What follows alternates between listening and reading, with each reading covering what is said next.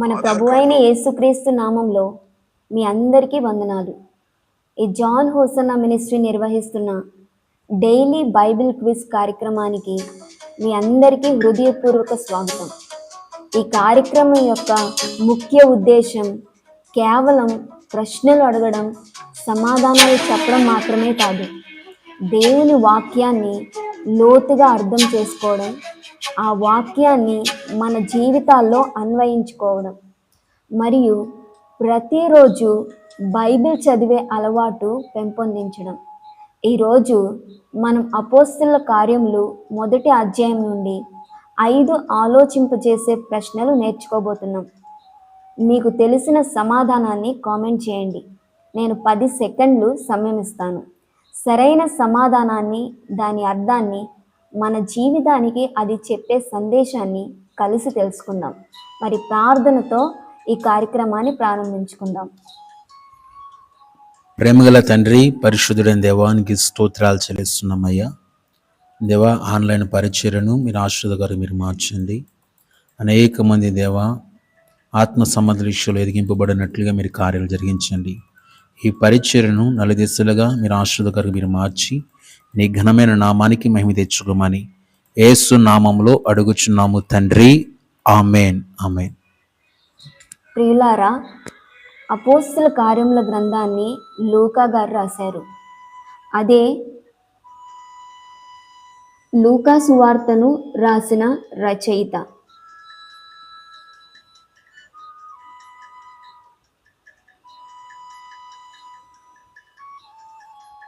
ఈ గ్రంథం యేసయ్య పరలోకానికి ఆరోహణమైన తరువాత పరిశుద్ధాత్మ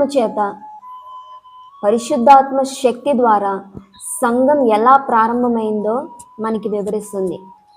1వ అధ్యాయం నుండి 3 ముఖ్యమైన విషయాలు మనకి నేర్పుతుంది.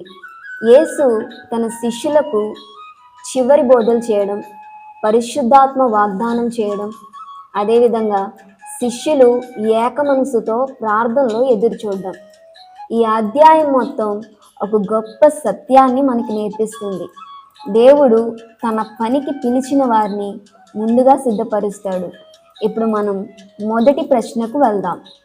మొదటి ప్రశ్న, అపోస్తలుల కార్యములు 1వ అధ్యాయము 3వ వచనం ప్రకారం యేసు తన పునరుద్ధానం తరువాత ఎన్ని రోజులు శిష్యులకు ప్రత్యక్షమయ్యారు?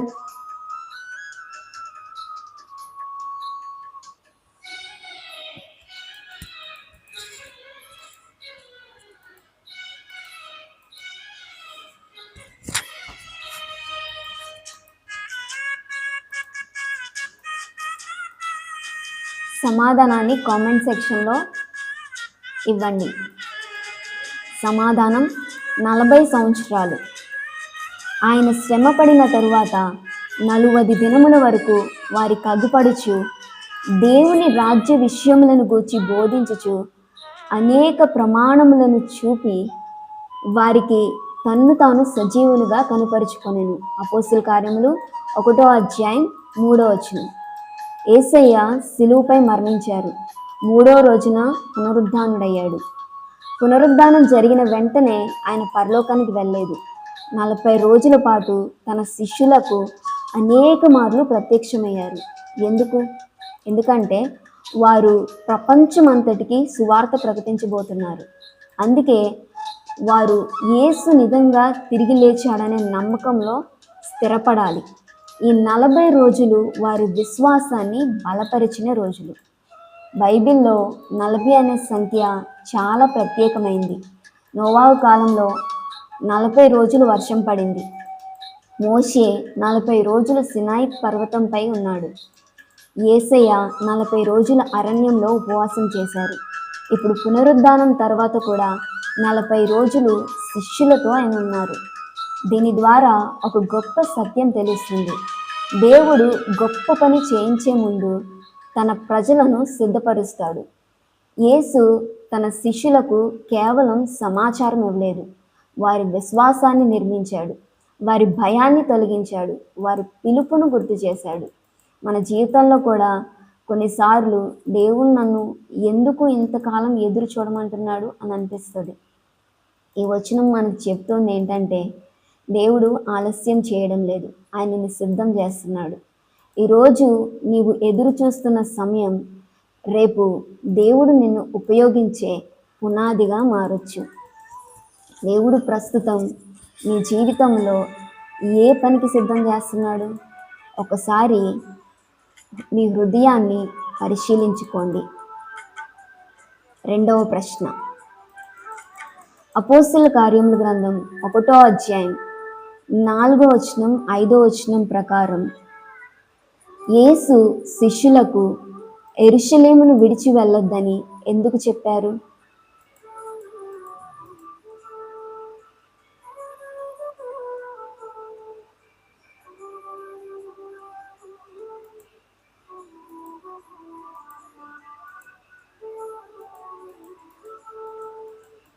సమాధానం, తండ్రి చేసిన వాగ్దానమైన పరిశుద్ధాత్మను పొందే వరకు వేచి ఉండమని చెప్పారు. అపోస్తలుల కార్యములు 1వ అధ్యాయం 4, 5 వచనాలు. ఆయన వారిని కలుసుకొని ఇలాగూ ఆజ్ఞాపించెను, మీరు యెరూషలేము నుండి వెళ్ళక నా వలన వినిన తండ్రి యొక్క వాగ్దానం కొరకు కనిపెట్టుడి. యోహాను నీళ్లతో బాప్తీసం ఇచ్చెను, గాని కొద్ది దినములలోగా మీరు పరిశుద్ధాత్మలో బాప్తిస్మం పొందుదురు అనెను. యేసు శిష్యులు ఆయన పునరుద్ధానాన్ని చూశారు. వారిలో చాలా ఉత్సాహం ఉంది. కానీ యేసు వారిని వెంటనే సువార్త ప్రకటించడానికి పంపలేదు. ఎందుకంటే దేవుని పని చేయడానికి దేవుని శక్తి చాలా అవసరం.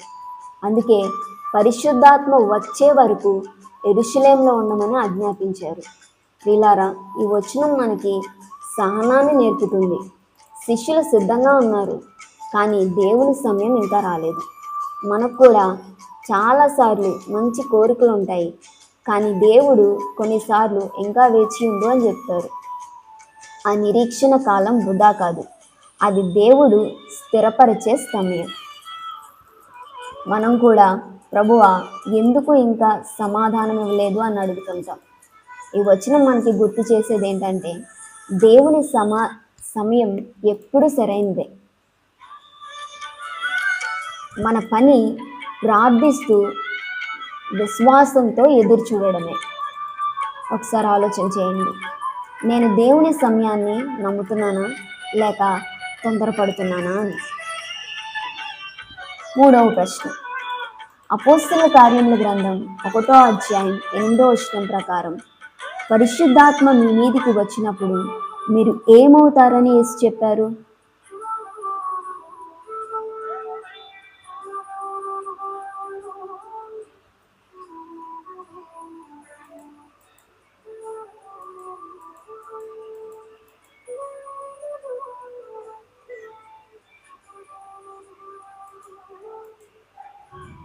సమాధానం, మీరు నా సాక్షులై ఎందురు అన్నారు. అయినను పరిశుద్ధాత్మ మీ మీదకి వచ్చినప్పుడు మీరు శక్తి నొందెదరు గనుక మీరు యెరూషలేములోను యూదయ సమరయ దేశముల యందంతటను భూదిగంతముల వరకును నాకు సాక్షుల ఎందురని వారితో చెప్పాను. అపోస్తలుల కార్యముల గ్రంథం 1వ అధ్యాయం 8వ వచనం. యేసయ్య పరలోకానికి వెళ్లే ముందు తన శిష్యులకు ఇచ్చిన చివరి ఆజ్ఞ ఇది. ఆ సమయంలో శిష్యులు ఇశ్రాయేలు రాజ్యం ఎప్పుడు పునరుద్ధరించబడుతుందో తెలుసుకోవాలని ఆసక్తి చూపారు. కానీ యేసు వారి దృష్టిని రాజకీయ రాజ్యంపై కాకుండా దేవుని రాజ్యాన్ని ప్రకటించే సేవపై మళ్లించారు.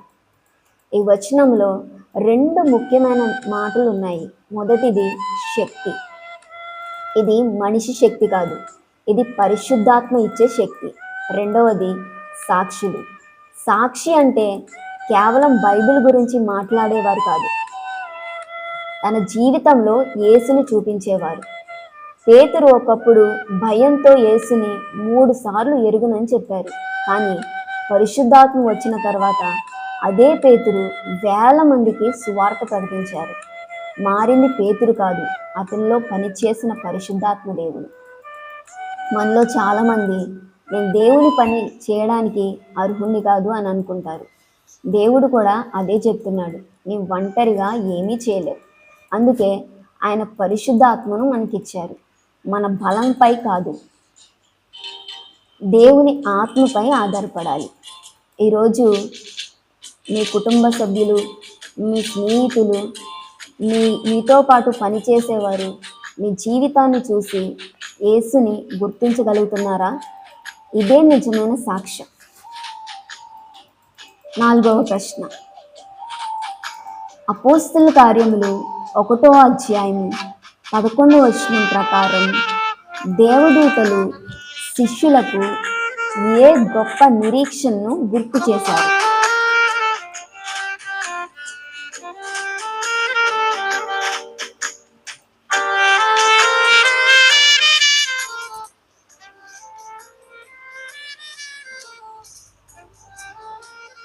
సమాధానం, ఈ యేసు మీరు చూచిన ప్రకారమే తిరిగి వస్తాడని గుర్తు చేశారు.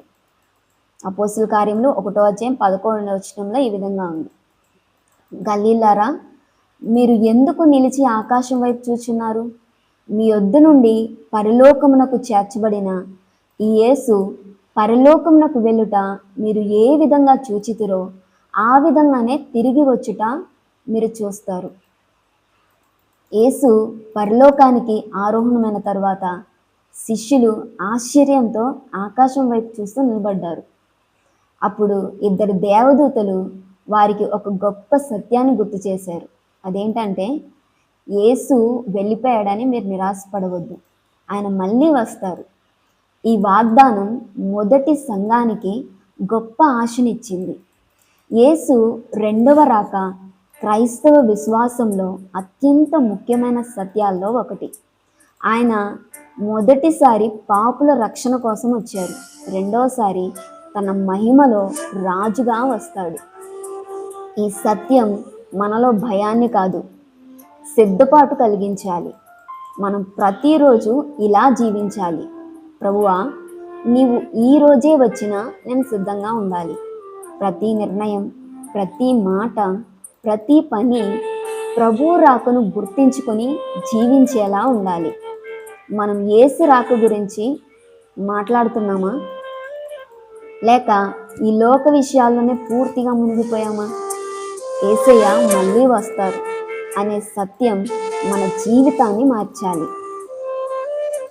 5వ ప్రశ్న, అపోస్తలుల కార్యముల గ్రంథం 1వ అధ్యాయం 14వ వచనం ప్రకారం యేసు పరలోకానికి ఆరోహణమైన తరువాత శిష్యులు అందరూ ఏ పనిలో కొనసాగారు?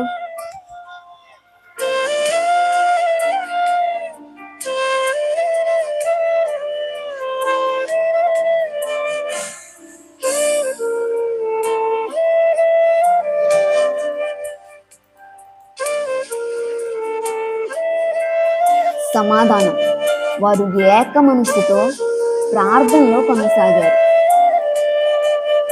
అపోస్తలుల కార్యములు 1:14.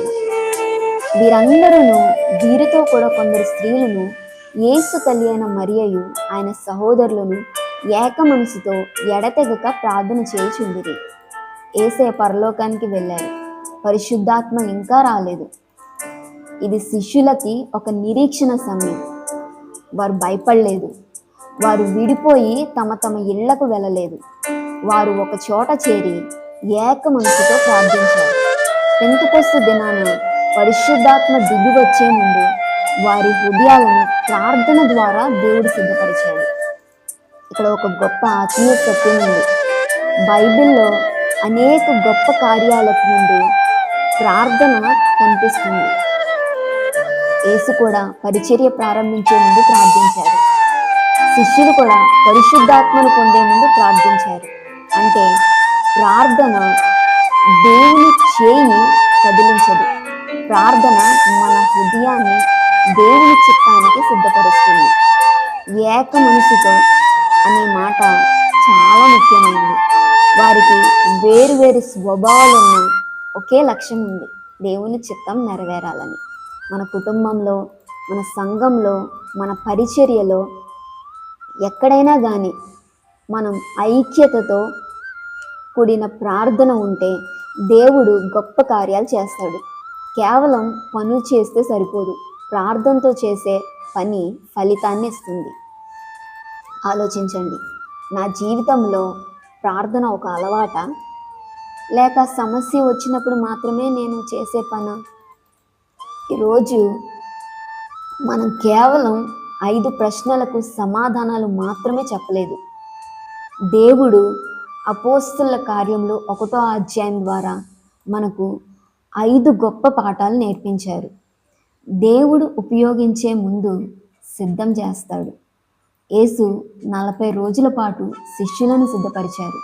కాబట్టి మీరు ఎదురు చూస్తున్న కాలాన్ని వృధా సమయంగా చూడకండి. దేవుడు మిమ్మల్ని తీర్చిదిద్దుతాడు. దేవుని సమయాన్ని మనం గౌరవించాలి. శిష్యులు వెంటనే వెళ్ళిపోలేదు, పరిశుద్ధాత్మ కోసం ఎదురు చూశారు. మనం కూడా దేవుని సమయం కోసం ఎదురు చూడాలి. ఆయన్ని మనం నమ్మాలి. పరిశుద్ధాత్మ శక్తి లేకుండా పరిచర్య అసంపూర్ణం. మన తెలివి, మన ప్రతిభ, మన అనుభవం ఇవి ఎందుకు పనికిరావు. కానీ దేవుని పని ఫలవంతంగా జరగాలి అంటే పరిశుద్ధాత్మ నడిపించాలి. యేసే మళ్ళీ వస్తారు. ఇది భయపెట్టే వార్త కాదు, ఆశను ఇచ్చే సత్యం. ఆయన రాకకు సిద్ధంగా జీవిద్దాం. ప్రార్థన విజయానికి పునాది. శిష్యులు ప్రార్థించారు, తర్వాత పరిశుద్ధాత్మ దేవుడు దిగి వచ్చారు.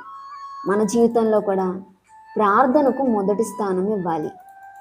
ఈరోజు మళ్ళీ అపోస్తలుల కార్యములు 1వ అధ్యాయాన్ని మరొకసారి నెమ్మదిగా చదవండి. చదివేటప్పుడు, దేవా, ఈ అధ్యాయం ద్వారా నాతో నీవేం మాట్లాడుతున్నావు అని ప్రార్థిస్తూ చదవండి. మీకు హృదయాన్ని తాకిన ఒక వచనాన్ని గుర్తించండి. రేపటి లైవ్లో ఆ వచనాన్ని కామెంట్లో పంచుకోండి. రేపు మనం అపోస్తలుల కార్యములు 2వ అధ్యాయం నుండి 5 ఆలోచింపచేసే ప్రశ్నలు నేర్చుకుందాం. కాబట్టి 2వ అధ్యాయం చదివి సిద్ధంగా ఉండండి. ముగింపు ప్రార్థన చేసుకుని ఈ కార్యక్రమాన్ని మనం ముగించుకుందాం. కృపగల తండ్రి, నమ్మదగిన దేవానికి స్తోత్రం. ఇంతవరకు ఈ కార్యక్రమం అంతా క్రమంగా మీరు జరిగించారు.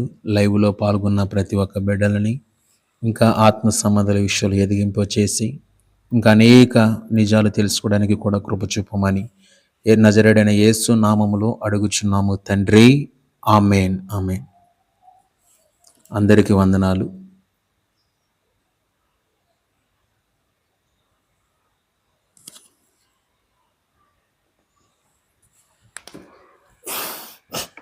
తడబడి